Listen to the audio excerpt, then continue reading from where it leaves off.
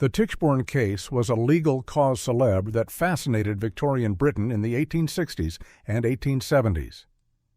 It concerned the claims by a man sometimes referred to as Thomas Castro or as Arthur Orton, but usually termed the claimant, to be the missing heir to the Tichborne baronetcy. He failed to convince the courts, was convicted of perjury, and served a 14-year prison sentence.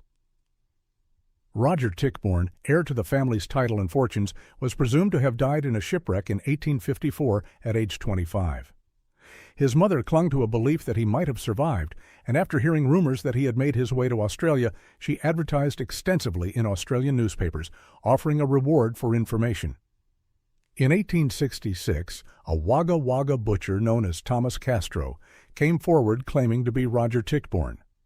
Although his manners and bearing were unrefined, he gathered support and traveled to England.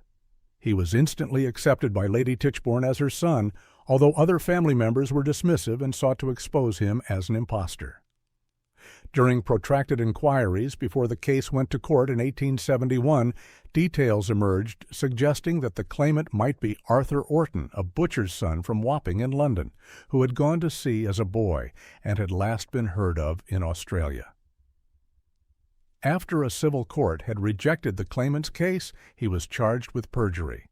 While awaiting trial, he campaigned throughout the country to gain popular support. In 1874, a criminal court jury decided that he was not Roger Tichborne and declared him to be Arthur Orton. Before passing a sentence of 14 years, the judge condemned the behavior of the claimant's counsel, Edward Keneally, who was subsequently disbarred because of his conduct.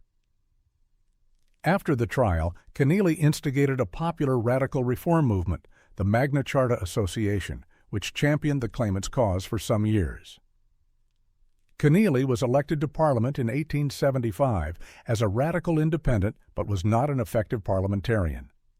The movement was in decline when the claimant was released in 1884, and he had no dealings with it.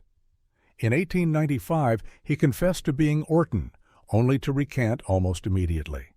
He lived generally in poverty for the rest of his life and was destitute at the time of his death in 1898. Although most commentators have accepted the court's view that the claimant was Orton, some analysts believe that an element of doubt remains as to his true identity, and that, conceivably, he was Roger Tichborne. If you found this video interesting, please consider subscribing. Only 1.2% of our viewers are subscribed, and you never know, our next video could be just as interesting.